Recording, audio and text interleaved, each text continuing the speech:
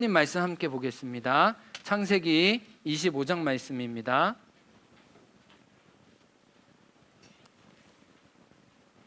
창세기 25장 27절에서 34절입니다.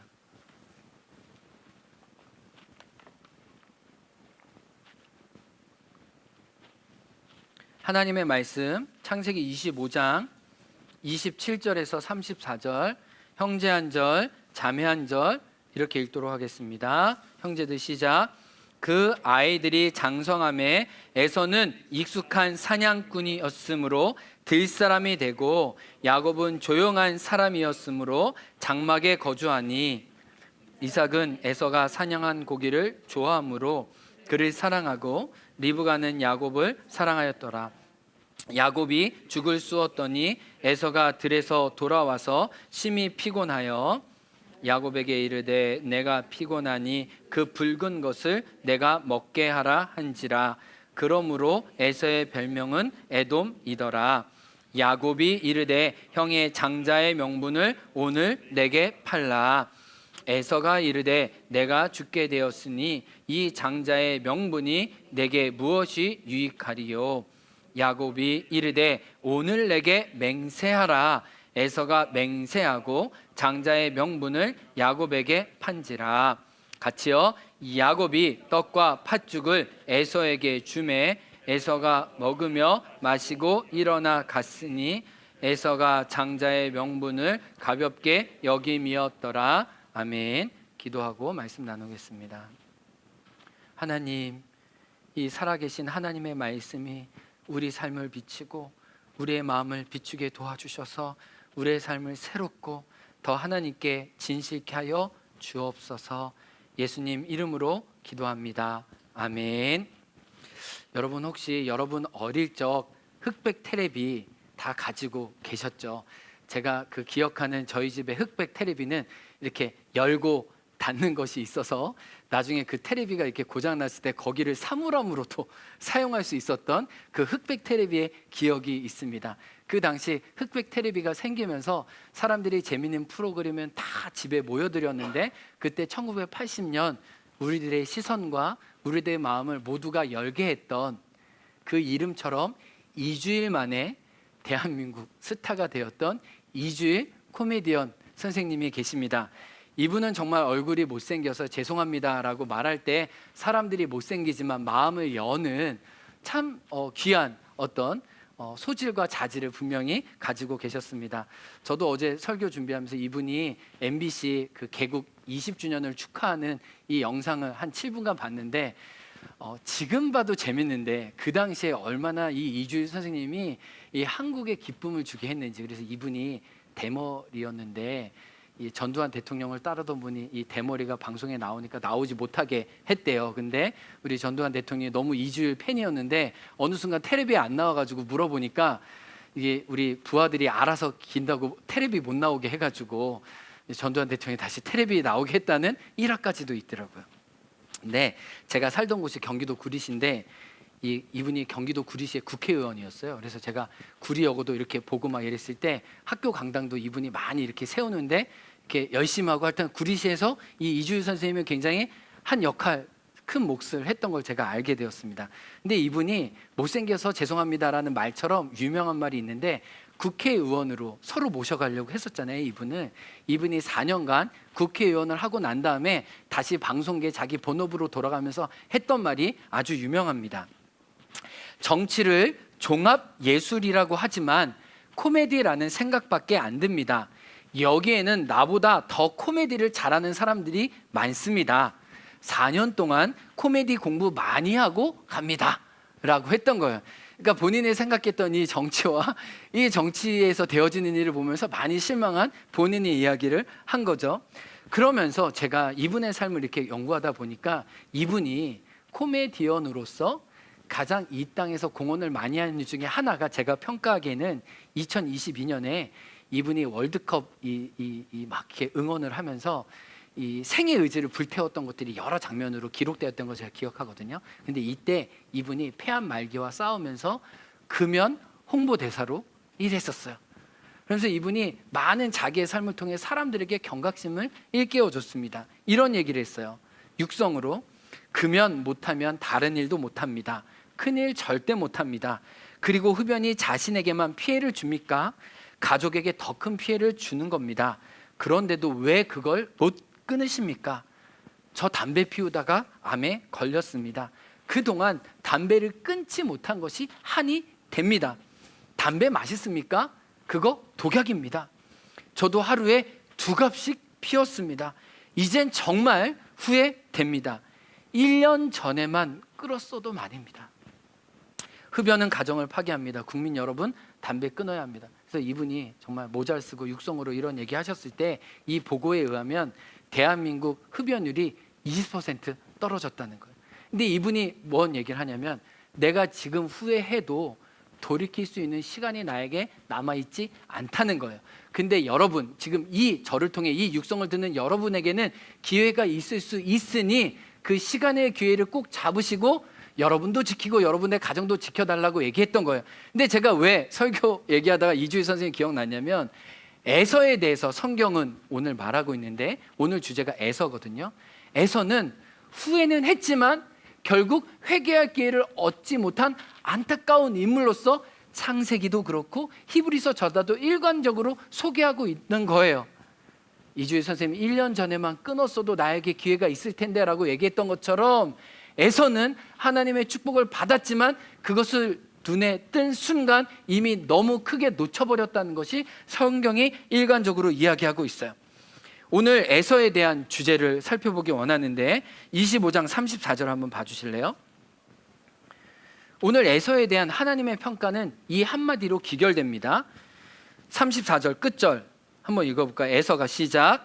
에서가 장자의 명분을 가볍게 여김이었더라. 그런데 여러분 잠깐 우리가 알던 이 말씀을 좀 벗어나서 우리가 이 말씀을 제3자로서 관찰했다고 보면 3자로서 신문 기사를 기록한다면 우리는 분명히 동생이 형을 속여서 형의 좋은 것을 갈취해 왔다라고 썼을 거예요. 우리가 인간적으로 아니 그냥 올바른 상식을 가지고 평가한다면 에서를 부정적으로 평가하기보다 형의 취약점을 너무나 노려서 급습해서 형의 덫을 놔서 형의 것을 자기에게 취한 야곱에게 더 안 좋은 평가를 주었을 텐데 오늘 성경은 야곱에 대한 평가는 그냥 서술하지만 에서는 하나님 보시기에 아주 부정적인 힘을 가진 사람이었다고 언급하고 있습니다. 그러면 이 장자의 명분을 가볍게 여겼다는 이 배경이 무엇인지 오늘 본문을 따라가서 한번 살펴보기 원해요. 27절 앞절에 보면 에서는 장성했습니다. 그래서 어떤 사람이 되었다고 얘기하죠? 본문에 익숙한 사냥꾼, 그리고 그는 어떤 사람? 들사람. 이 공동번역과 새번역을 보니까 이 익숙한 사냥꾼이었다는 것을 아주 적극적이고 공격적인 의미로 날쌘 사냥꾼이었다는 거예요. 근데 우리가 창세기부터 보면 날쌘 사냥꾼이었다는 의미는 그가 그냥 직업으로서 사냥을 했다는 의미를 넘어서서 그가 누구나 알아주는 장사였다는 거예요. 오늘 본문에 읽어보시면 야곱은 장막에 거주했다는 거잖아요. 그거는 그냥 그가 집에서만 머물렀다는 게 아니고요. 성경적으로 장막에 거했다는 것은 그가 양을 치는 목동이었다는 거예요. 이 의미가 생략되어 있는 거예요. 이 성경이 이걸 다 기록하지 않잖아요. 그러니까 그가 날쌘 사냥꾼이었다는 것은 장사였다는 의미고 장사로 많은 사람들이 인정을 받는 특별히 그가 들사람이 되었다는 얘기는 뭐예요, 여러분? 들사람. 들은요. 그 당시 세계관으로는 누구도 점령하지 못한 세계였어요. 가까이 가고 싶어도 너무 위협과 자기 안전을 해치는 곳이에요. 그런데 그 들사람이 되었다는 것은 그가 용맹과 기술을 가지고 누구도 가보지 못한 세계를 자기의 세계로 만든 힘 있는 장수였다는 것을 성경은 보여주고 있어요. 그런데 이 들사람이 되었다, 그가 용맹한 날쌘 사냥꾼이 되었다, 성경은 이 기록에 대해서 조금 부정적인 어투로 표현하고 있어요. 우리 지난주도 봤지만 창세기 27장 3절에 보면 에서를 기록할 때 에서에게 따라오는 게 화살통과 활이에요. 그러니까 그만큼 활잡이였다는 거죠. 그리고 창세기 27장 40절에 보면 이삭이 에서에게 어떻게 예언하냐면 너는 너의 칼을 믿고 너의 칼에 의지해서 살 것이다. 그러니까 에서는 태어날 때부터 자란 순간 날쌘 사냥꾼으로 어느 정도 자기의 화살과 활과 칼을 의지해서 자기의 상당한 유력한 영향력을 발휘했던 사람이라는 것을 성경은 보여주는데, 창세기 전체에서 보면 이런 용사와 날쌘 사냥꾼은 이렇게 긍정적으로 보지 않고 오히려 이렇게 목동과 양을 치는 사람에 대해서 오히려 좋은 평가를 내리고 있습니다. 한번 이 모순된 표현이 나오는데 한번 살펴보기 원해요. 창세기 10장이에요. 창세기 10장인데 성경책 있으신 분들 살펴봐도 되고 앞에 화면도 나옵니다. 에서와 같이 성경에서 원조 용사이자 날쌘 사냥꾼이 있어요. 아마 처음 들어보셨을 텐데 니므롯이라는 사람입니다. 이 노아의 세 아들 이 함의 후손 중에 한 사람이었어요. 자, 에서가 그랬던 것처럼 성경에서 나오는 이 니므롯도 긍정의 평가와 부정의 평가가 같이 있습니다. 8절 앞에 화면 보시고 읽어볼까요? 시작. 구스는 또 니므롯을 낳았다. 니므롯은 세상에 처음 나타난 장사였다. 자, 그러니까 세상에 처음 사람들이 인정한 장사가 누구라는 거예요? 니므롯이죠. 근데 니므롯은 9절에 보면 어떤 사람인지 한번 보겠습니다. 시작. 그는 주님께서 보시기에도 힘이 센 사냥꾼이었다. 그래서 주님께서 보시기에도 힘이 센 니므롯과 같은 뭐까지도 사냥꾼이라는 속담까지도 생겼다. 그러니까 이 당시에는 뭐예요? 장사하면 사냥꾼이 되었고, 사냥꾼이 되어서 들을 정복한 사람이 모두에게 알려주는 사람이 되었고, 그를 따르는 추종자가 생기면 나라가 생기고 왕국이 생겼는데 10절에 보면 무슨 말씀이 나오냐면 장사였던 니므롯과 사냥꾼이었던 니므롯이 힘을 가지게 되어 읽어보겠습니다. 시작. 그가 다스린 나라의 처음 중심지는 신할 지방 안에 있는 바벨론과 에렉과 앗갓과 갈레이다. 근데 여러분, 창세기 11장에 보면 이 10장 10절에 언급되어 있는 한 지명이 나온다는 것을 여러분 혹시 아시지 않아요? 요한계시록에도 나오는 바자로 시작하는 그 유명한 바벨탑을 쌓던 그 바벨론이 누가 다스리던 나라입니까? 누가 시작하던 나라입니까? 여호와의 이름으로 일컫는 하나님을 가졌다고 이야기하는 니므롯이 자기의 힘이 세지자 하나님을 거역하고 11장 4절에 보면 내가 내 이름을 내기 위해 하나님을 제쳐두고 자기의 영광을 취한 곳이 이 니므롯이었다는 것을 이야기해요. 이처럼 니므롯처럼 에서도 처음에는 하나님의 이름으로 일컬었어요. 그는 하나님의 장자의 직분을 육신적으로 받았습니다. 그는 하나님 주신 용맹과 기술을 가지고 들 사람으로 사람들에게 인정받는 사람이었어요. 근데 문제는 뭐예요? 오늘 제목처럼 그의 강함이 그에게 독이 있다는 거예요. 그의 잘남이 하나님을 거절할 정도로, 아니 하나님이 없어도 될 정도로 너무 자기로 충만한 삶이었기 때문에 그는 결국 자기에게 주신 영적인 축복을 너무나 하찮게 여겼다고 오늘 말씀은 이야기하고 있는 거예요. 그러니까 이 말씀을 저와 여러분의 삶의 자리에 가져오면 똑같이 우리에게도 경고가 되는 것이죠. 하나님께 받았다고 하는 나의 건강과 나의 시간과 나의 물질과 나의 관계와 나의 재능들이 나를 위해서만 사용하기에는 그것이 나에게 너무나 독이 된다는 거예요. 제가 문득 제 자신이 두려워져요. 왜냐하면 제가 가진 게 너무 많은 것 같아요. 제가 누린 게 너무 많은 것 같아요. 그래서 제가 애써서 축복의 유통자가 되지 않으면 이 축복들이 나에게 오다가 나에게 독이 될 수 있겠구나. 어떻게 하면 내가 내 축복을 사람들에게 나누면서 나도 건강하게 살고 다른 사람도 살릴 수 있을까? 이 의식을 갖고 있어요. 요즘 제가 이제 행원교회 기도 편지를 계속 사람들에게 나누고 있는데 우리 많은 분들이 행원교회가 있어서 위로가 된다, 격려가 된다. 어떤 분은 진주에서, 또 어떤 분은 정말 한 번도 모르는 일산에서 이 기도 편지를 보고 저희 교회 들락날센터를 후원해 주시고 계시고 제가 정기적으로 그분에게 소식을 나눠줘요. 근데 그분이 이렇게 얘기해요. 뭐라고 얘기하냐면 일산에 계신 분이 자기도 시골교회 자라서 이 시골교회 빚진 마음이 있었는데 이 행원교회 시골교회를 보면서 자기가 그 진빚을 갚고 싶다는 거예요. 근데 우리 기도 편지에 보면 들락날락 센터의 맨 마지막 기도 편지가 빌라델비아 교회가 되기 원하는데, 빌라델비아 교회가 약했지만 약한 능력을 가지고 하나님을 신실하게 따랐던 이 기도 제목이 제 마음 안에 잘 밝힙니다. 우리 행원교회가 약하지만 그 약함 때문에 하나님을 신실하게 따라가는 그 교회가 되도록 저도 기도하겠습니다. 이 기도 제목이 저의 마음을 감동하게 하네요. 그래서 제가 그분과 카톡으로 교제를 서로 나누었어요. 근데 실제로 우리에게 문제되는 때는 언제예요? 약할 때가 아니라는 거죠. 힘이 있을 때, 많이 가졌을 때, 나에게 경제적인 여유가 많을 때, 시간적인 여러 가지 환경적으로 볼 때 여건이 잘 마련될 때, 우리는 그때 하나님을 거절할 만한 성품과 부패를 가지고 있다는 것을 오늘 보여줘요. 그런데 가만히 보면은 성경은 에서가 언제 넘어졌는지, 다른 말로 하면 저와 여러분이 언제 실족하는지를 또 보여줍니다. 29절과 30절에 보면 들의 세계에서 1인자였던 에서가 집에 들어오기만 하면 그는 굉장히 탈진한 상태로 왔다는 걸 보여줘요. 그래서 오늘 성경은 세밀하게 이야기하지 않지만 일관적으로 성경학자가 이야기하는 것은 야곱이 형이 언제 취약해지는지 너무 잘 알았다는 거예요. 그래서 오늘 형에게 빵도 주지만, 떡도 주지만, 오늘 본문에 보면 형이 좋아하는 이 붉은, 이 일반적으로 팥죽이라고 얘기했는데 그것을 이렇게 했죠. 그래서 냄새가 나서 형이 그 냄새에 꼼짝 못하도록 했다는 거예요.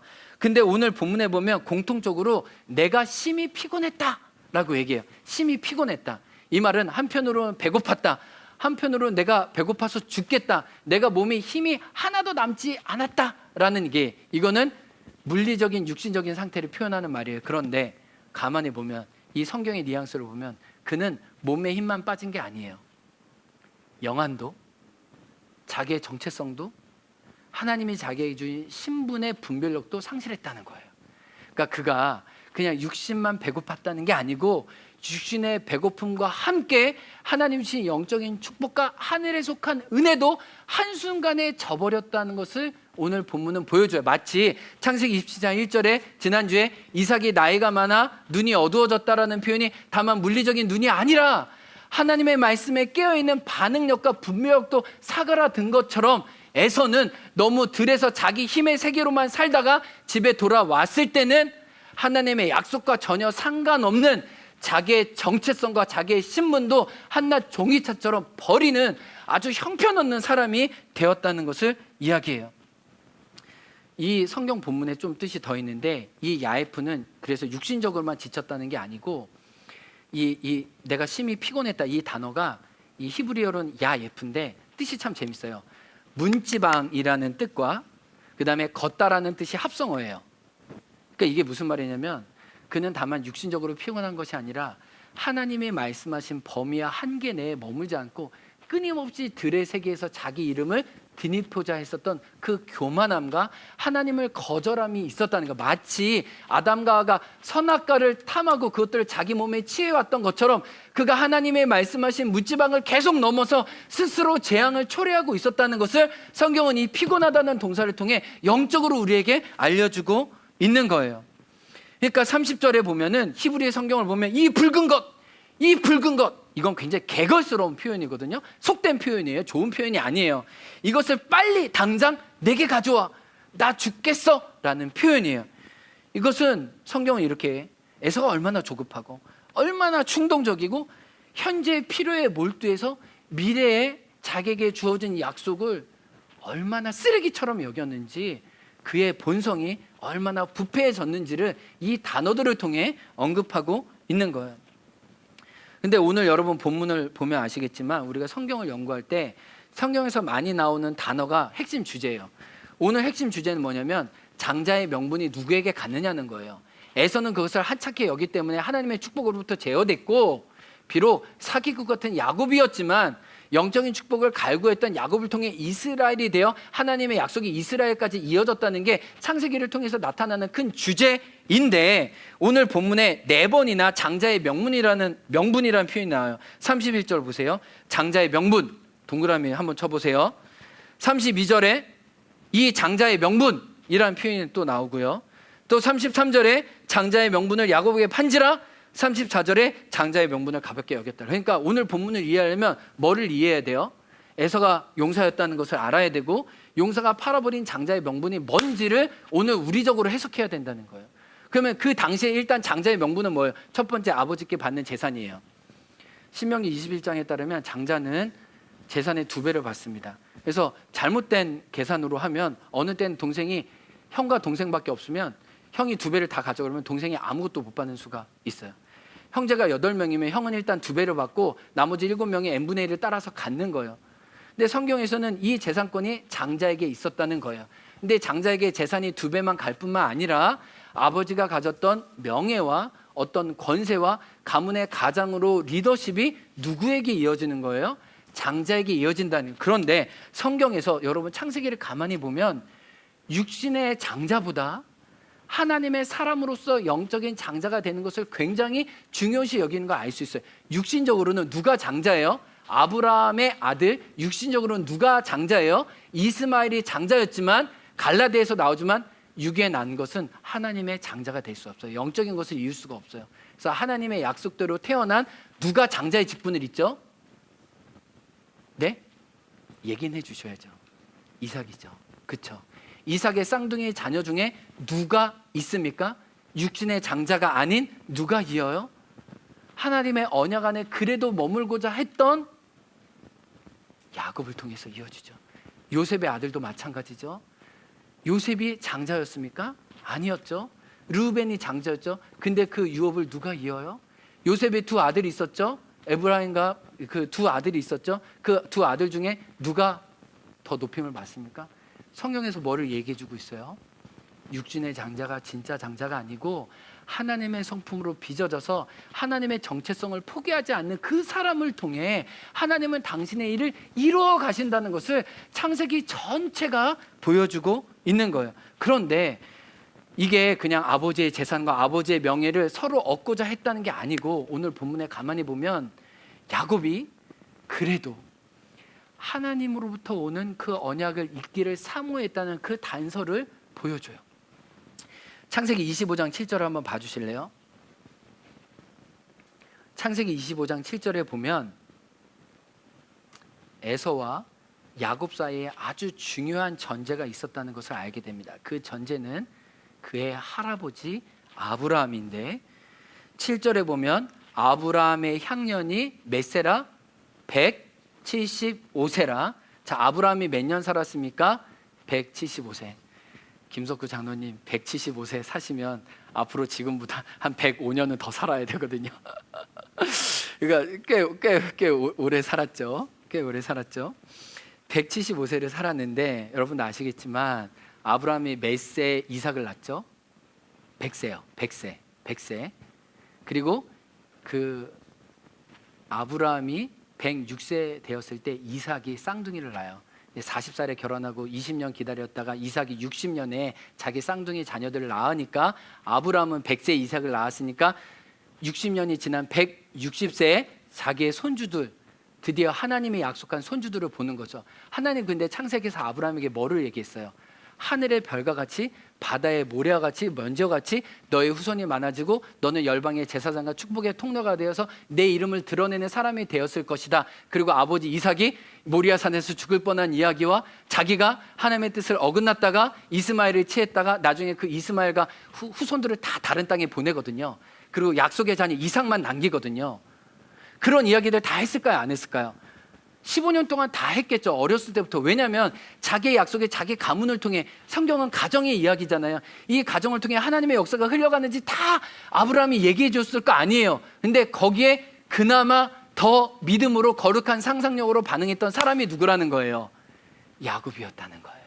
근데 에서는 처음부터 너무 자기의 잘난 맛에 그 아브라함부터 흘러오는 그 하나님의 언약에 머물기를 원하지 않았다는 거예요.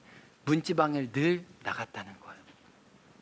근데 성경을 보면 리브가와 야곱은 아브라함부터 이어지는 그 하나님의 자녀의 축복, 그 상속을 자기 때에 누리기를 사모했다는 거예요. 그러니까 에서가 붉은 것, 그 팥죽의 장자권을 거래했다는 것은 할아버지로부터 받은 특권과 약속을 너무나 형편없이 여겼다는 하나님에 대한 모독이고 괄시라는 것을 성경은 일괄적으로 보여주고 있는 것이에요. 그러니까 에서가 자기의 힘에 중독되었듯 우리도 자칫하면 이 본문을 통해 우리의 힘에 중독되어 하나님을 어긋날 수 있는 부패한 성품이 우리에게 얼마나 많은지 오늘 이 본문은 저와 여러분에게 경고하고 있는 거예요. 그래서 25절에 결론으로 얘기했듯이 장자의 명분을 가볍게 여겼더라. 우리는 가볍게라고 평가했지만 히브리어 원래 말은 멸시했다, 괄시했다라는 거예요. 그러니까 이게 성경 저자의 평가예요. 하나님의 평가예요. 에서 그는 진짜 좋은 사람이었지만 그는 진짜 좋은 것을 짓밟은 스스로 독이 되어버린 안타까운 사람이야. 근데 이 평가가 히브리서 기자에게도 똑같이 이루어집니다. 히브리서 12장 16절에 보면 그 당시 믿음을 떠나 다시 유대교로 돌아가려고 했던 사람들, 더 좋은 예수 그리스도, 더 좋은 구원, 더 나은 미래의 소망을 받았지만 환난과 핍박 중에 믿음을 지키지 못하고 사람들이 회유하고 여기는 더 좋은 것을 너에게 제공해 줄 수 있어, 우리 유대교로 다시 돌아와, 다시 율법주의로 돌아와, 다시 이전 과거의 메인 삶으로 돌아오라고 해서 실제로 많은 사람이 그 삶으로 돌아갔습니다. 그런데 성경 기자는 에서를 통해 유대교로 돌아간, 다시 하나님을 믿는 믿음에서 돌아간 그 사람을 에서를 통해 경고합니다. 12장 16절 시작. 한 그릇 음식을 위하여 장자의 명분을 판 에서와 같이 어떤 자가 없도록 하라고요? 망령된 자가 없도록 하라. 여기서 망령되다는 건요, 하나님을 욕되게 하다는 거예요. 하나님의 성전을 더럽히다는 거예요. 하나님의 성전이 누구예요? 여러분이잖아요. 여러분이 여러분 스스로 더럽혔다는 거예요. 하나님의 땅과 하나님의 것을 더럽힌 이 죄가 에서뿐만 아니라 신약시대 히브리 편지를 받는 사람도 있었고, 그러면 오늘 여전히 그리스도인이고 하나님의 자녀인 저와 여러분도 에서와 같은 실수와 에서와 같은 허물을 끊임없이 우리 삶에서 지니고 있다는 것을 성경은 경고해 주고 있습니다. 말씀의 결론입니다. 에서는 가만히 알고 보면 저예요, 나예요, 우리들의 모습이에요. 제가 저렇게 하다가 망했대가 아니고 내가 그럴 수 있고 또 내가 그런 삶을 살았고 주님의 은혜로 지금 은혜로 여기 와서 예배하고 있는 거예요. 근데 우리는 언제든지 고삐 풀린 망아지처럼 문지방을 넘어 들 사람이 되고자 하는, 나의 이름을 내고자 하는 부패한 본성이 있다는 거예요. 그러므로 우리는 알아야 돼요. 에서가 자기의 활과 자기의 칼에 취해서 하나님의 칼이 자기 목에 있는 걸 몰랐던 것처럼 우리가 세상적으로 너무 잘 나가고 모든 것이 편안하고 모든 것이 다 누려질 때 그때 내가 훅 가는 때라는 걸 진짜 조심해야 돼요. 오히려 성경에서는 약할 때 문제 없어요. 그러나 들 사람이 돼서 날쌘 사냥꾼이 되었을 때 늘 문제가 있다는 걸 저와 여러분이 기억하셔야 돼요. 그래서 우리 이렇게 기도해야 돼요. 하나님, 나 잘되기 원합니다, 성공하기 원합니다 라는 기도보다는 하나님, 제가 건강하게 원합니다. 하나님, 제가 늘 저의 주제를 잘 파악하기 원합니다. 사람들은 저를 들 사람이라고, 사람들은 넌 이걸 잘한다고, 너는 사업을 잘한다고, 너는 관계를 잘한다고, 너는 재물 얻는 능력을 받았다고, 이 모든 것이 하나님께 와 있지만 그것이 내가 되지 않도록 우리는 늘 스위치를 켜야 돼요. 순간만 잘못되면 나의 강함이 독이 될 수 있다는 걸 우리는 에서를 통해 봐야 돼요. 그래서 우리는 내가 바닥을 칠 때 오히려 하나님의 더 은혜가 있음을 알고 내가 높아질 때 스스로 내 자신을 교만케 안 할 수 있도록 내가 안전장치를 마련해야 돼요. 이 에서를 통해 우리가 받게 되는 경고입니다. 그리고 두 번째, 잘 나갈 때 조심하시고 피곤할 때 조심해야 돼요. 이건 육신적인 피곤함도 마찬가지입니다. 정서적인 피곤함도 마찬가지입니다. 그리고 영적인 피곤함을 조심하세요. 영적인 피곤함은 분별력이 없어질 때요. 사단에 덫이 돼요. 여러분 참 웃기지 않아요? 동물을 잡기 위해서 그는 활도 놓지만 그는 덫도 놨을 거예요. 근데 그 덫에 누가 걸려요? 에서 자기 자신이. 이게 성경에서 말하는 아이러니예요. 아무리 강한 사람도 분별력을 잃을 때 사단의 밥이 되고 덫에 걸려 넘어진다는 거예요. 근데 사단은 왜 덫을 놓을까요? 왜 우리가 피곤해지기를 원할까요? 우리가 분별력을 잃으면 요한복음 10장 10절에 약속된 약속, 내가 온 것은 양으로 생명을 얻게 하고 더 풍성히 얻게 하려는 이 생명을 앗아가 버려요. 그래서 뭐라고 해요? 도적이 오는 것은 도둑질하고 죽이고 멸망시키려는 것뿐이다. 이게 사단이 우리에게 노리는 거예요. 그래서 여러분, 어떻게 기도해야 되냐면, 저를 위해서도, 우리 당회원들을, 우리 목자식, 우리 서로를 위해서도 분별력을 달라고, 그가 피곤하지 않도록 하나님이 그에게 주신 신분과 자리를 그가 그의 자리에서 잘 지킬 수 있도록 우리가 서로 이렇게 기도해 주는 것이 너무너무 필요하다는 거. 우리가 피곤하고 분별력을 잃어버리기 시작할 때 하나님 주신 온갖 좋은 것들을 나를 위해 바꿔버릴 수 있는 그 악함들이 우리 이 우상 제조기가 우리 안에 있다는 것을 기억해야 됩니다. 그래서 에베소서 1장 18절에는 항상 우리 성도를 위해 이걸 기도하라고 합니다. 1장 18절, 제가 여러분을 위해 기도하고 여러분도 서로를 위해 기도하기 원합니다. 어떤 기도입니까? 시작. 너희 마음의 눈을 밝히사 그의 부르심의 소망이 무엇이며 성도 안에서 그 기업의 영광이 풍성함이 무엇이며. 여러분, 히브리서는요, 그 에서와 야곱이 받았던 장자의 그 신분을, 하나님 자녀의 신분을 그 예수님 통해 우리가 받았고, 에베소서는 그 신분을 받은 우리를 통해 성경에서 약속한 아브라함의 후손이 받았던 그 약속을 누가 있는데요? 예수님 통해 저와 여러분이 있는데요. 네, 지금 성령 안에서 기도하는 건 뭐예요? 그 부르심이 얼마나 큰지, 그 기업이 얼마나 큰지 무엇을 통해 알기 원한대요? 믿음의 눈으로, 영안의 눈으로, 하늘의 시선으로 알기 원한대요. 그런데 우리가 이 땅에 매여서 들사람이 되고 날선 사냥꾼이 되려고 할수록 우리는 이 영광이 안 보이는 거예요. 이 영광이 가차해 보이는 거예요. 나와서 예배하고 기도하고 주님 앞에 무릎 꿇는 것이 세상 사람들이 나의 이름을 알아주는 것에 비해서 형편없는 것처럼 느껴질 때 이미 여러분은 죽은 거예요. 영적으로 죽은 거예요. 이미 여러분은 하나님을 모독하고 괄시하는 거예요. 오늘 이 예서를 통해 하나님이 저를 깨우시고 여러분을 깨우시기 원하는 거예요. 이제 돌아오라는 거예요. 그만 들로 나가라는 거예요. 그만 문지방으로 나가라는 거예요.